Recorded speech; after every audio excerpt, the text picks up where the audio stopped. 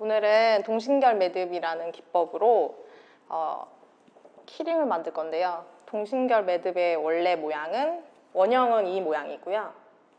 오늘 만든 건 두 줄로 해서 키링을 만들 거예요. 오늘 사용할 이 끈은 끈목이라고 불러요.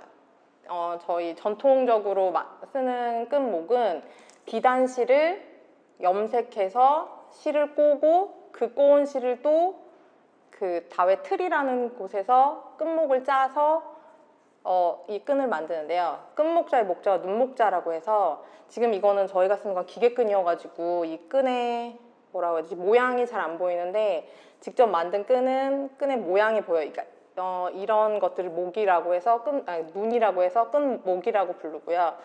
이 끈목을 이용해서 엮는 기법이나 그걸 통해서 만들어진 걸 매듭이라고 해요. 매듭은 이렇게 한 가닥 또는 두 가닥을 이용해서 엮고 죄어서 만들고요.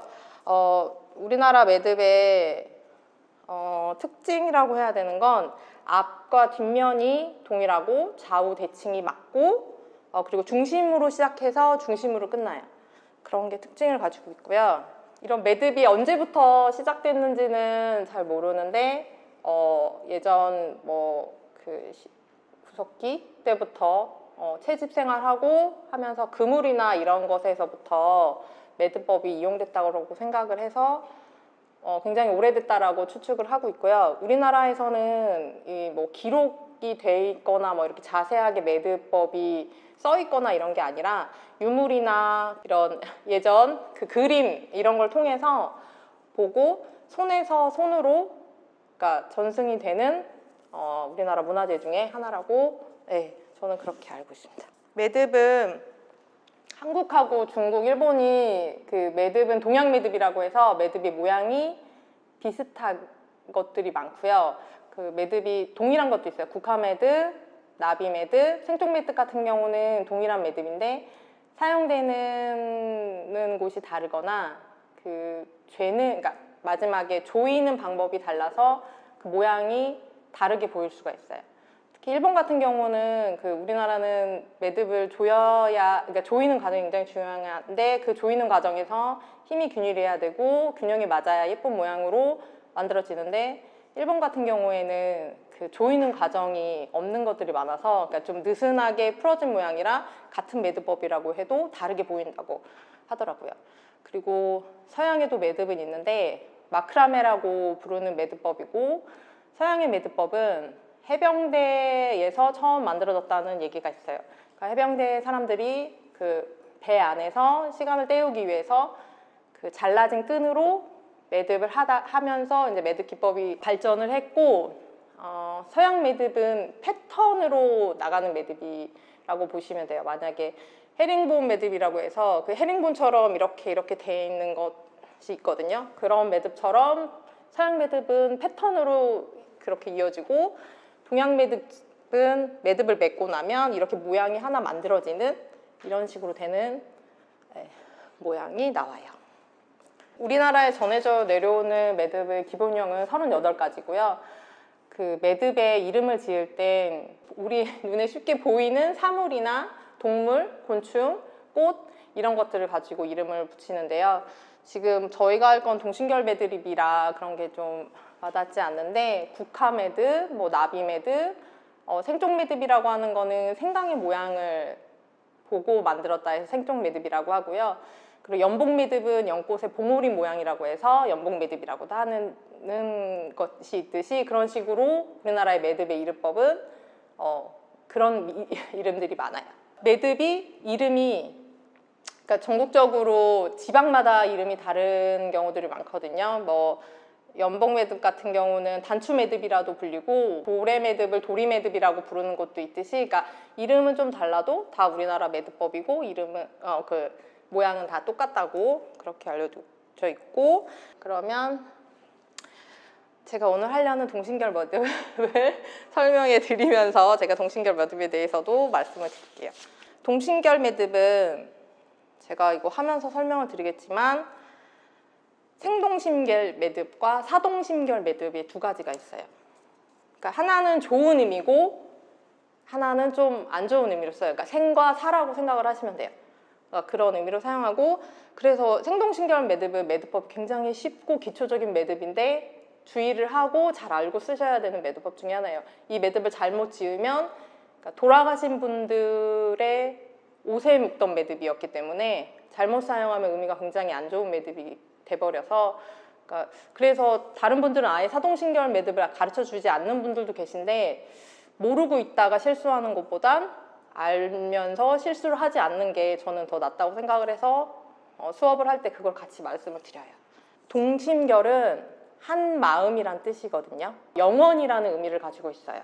결혼식, 그러니까 예전에는 사주단자를 보내잖아요. 그런 사주단자나 패백에 사는 보자기라든지 납패라든지 뭐 회갑, 진갑 이럴 때 사용하는 그런 선물이나 이런 거에 쌌던 매듭이고요. 그래서 의미가 굉장히 좋은 매듭이고, 아까 방금 전에도 말씀드렸듯이 얘가 매듭을 잘못 짓게 되면 사동신결 매듭이 되는데, 사동신결 매듭은 돌아가신 분의 염을 다 한 다음에 당일을 입힐 때 거기 허리띠로 묶던 매듭이 사동신결 매듭이고요. 생동신결 매듭을 보면 이렇게 사방에 날개가 조그맣게 나오는데, 사동신결은 제가 만들진 않았지만 이 매듭이 없어져요. 그래서 이것이 없어진다고 해서 그 돌아가실 때 쓰는 매듭으로 사용을 해요. 동신결 매듭 하실 때는 끝목을 반으로 접어서 긴 고리를 하나 만들어 주세요. 긴 고리를 하나 만들어 주신 걸 왼쪽 두 번째, 세 번째 손가락 위에 얹어 주시고, 오른쪽 엄지손가락으로 눌러 주세요. 그다음에 얘가 십자가 모양으로 나와야 해서 오른쪽 끝목을 위로 물려서 엄지손가락으로 고정을 잡아주시고, 왼쪽 끝목도 위로 올려서 고리를 만들고 십자가 모양이 되게 만들어주세요. 네, 끝목이 꼬일 수가 있거든요. 그러니까 최대한 끝목이 꼬이지 않게 끈을 잡아서 엄지손가락으로 고정이 되게 잡아주신 다음에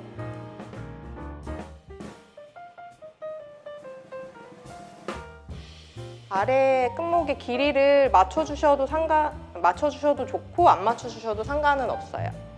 그다음에 아래쪽 끝목을 왼쪽에 있는 끝목과 위쪽으로 올라간 끝목 사이로 넘겨주시고요.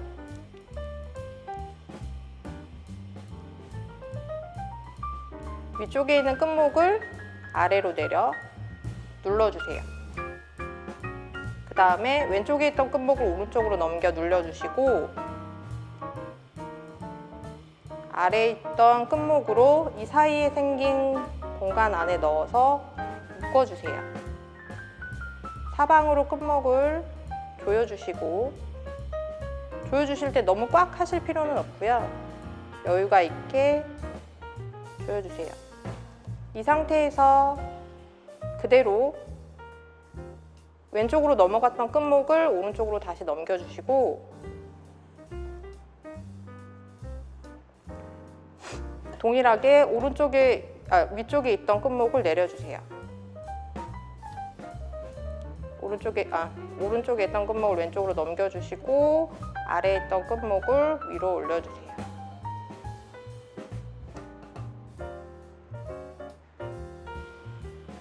이번엔 사방으로 당겨 조일 때 단단하게 조여줄 수 있도록 잡아당겨서 모양을 만들어 주시고요.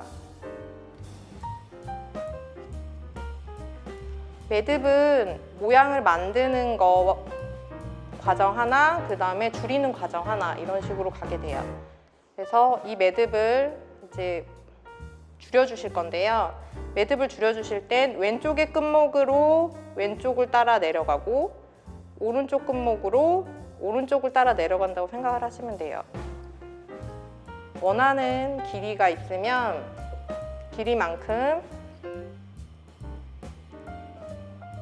왼쪽부터 끝목을 잡아당겨서, 지금 이렇게 끝목이 이렇게 꼬여서 돌아가 있는 모양이 됐거든요. 이럴 땐 끝목을 돌려서 돌아간 걸 잡아주시면 돼요.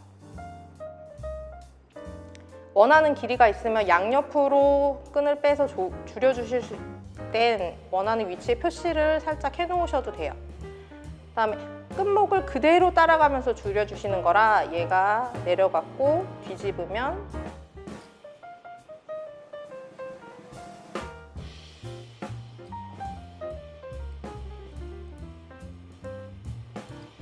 이쪽 모양이 보여요.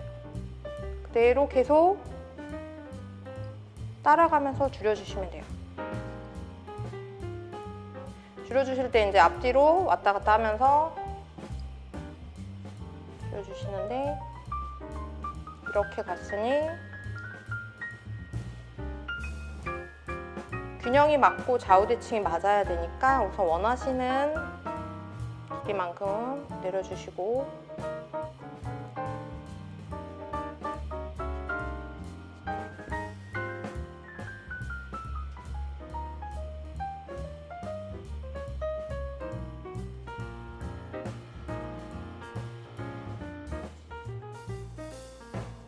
그러면 이제 왼쪽에 모양이 자기가 원하는 만큼 줄여졌다 하면 이제 오른쪽으로 줄여주시면 되는데요.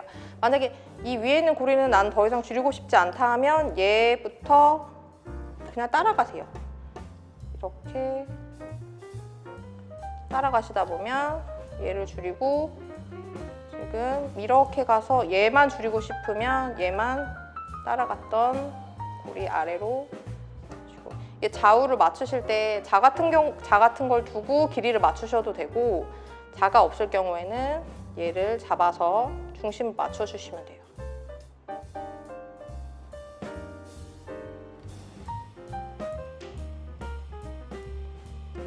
잡아서 양쪽의 길이가 맞겠다 싶으면 그대로 계속 줄여 나가주시면 됩니다.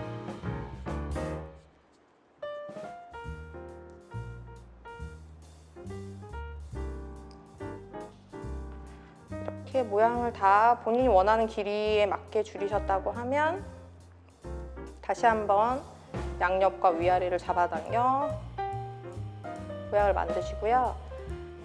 생동신경 매듭에서는 이 귀 부분이 나와야 하거든요. 그래서 고리 안에 송곳을 넣어서 귀가 나올 수 있게 늘려주세요.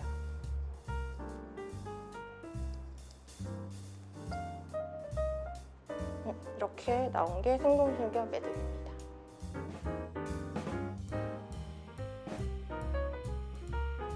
생동신결 매듭은 사방에 이렇게 고리 모양이 있고요. 사동신결 매듭은 고리 모양이 사라진 모습입니다. 생동신결 매듭은 좋은 의미로 사용하는 매듭으로 결혼식이나 그다음에 뭐 회갑이나 진갑 이런 길이를 사용하는 매듭이고요.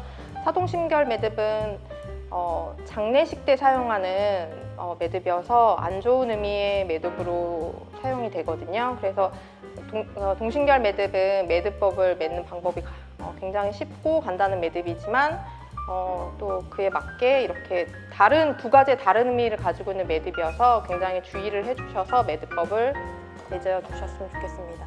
생동신결 매듭을 반대로, 그러니까 앞뒤로 뒤집어서 생동신결을 한 번 더 맺으면 사동신결 매듭이 돼서 생동신결 매듭을 맺을 때 주의해야 된다고 알려드리는 거고요. 이건 알고만 계시고 의미가 좋은 의미는 아니니까 주의만 해주세요. 지금 생동신결 매듭을 할 땐 여기 상태에서 얘가 이쪽으로 가는데 사동신결 매듭은 뒤집어져요. 모양이 앞뒤가 뒤집어진 상태에서 얘를 같은 방식으로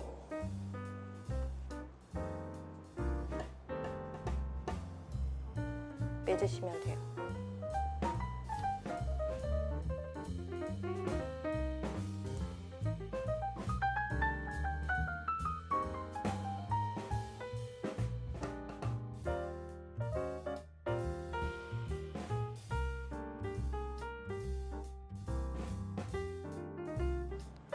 이렇게 사동신결 매듭은 귀 부분이 생동신결에 있던 귀 부분이 없어지고 앞뒤가 똑같은 모양으로 바뀌어요.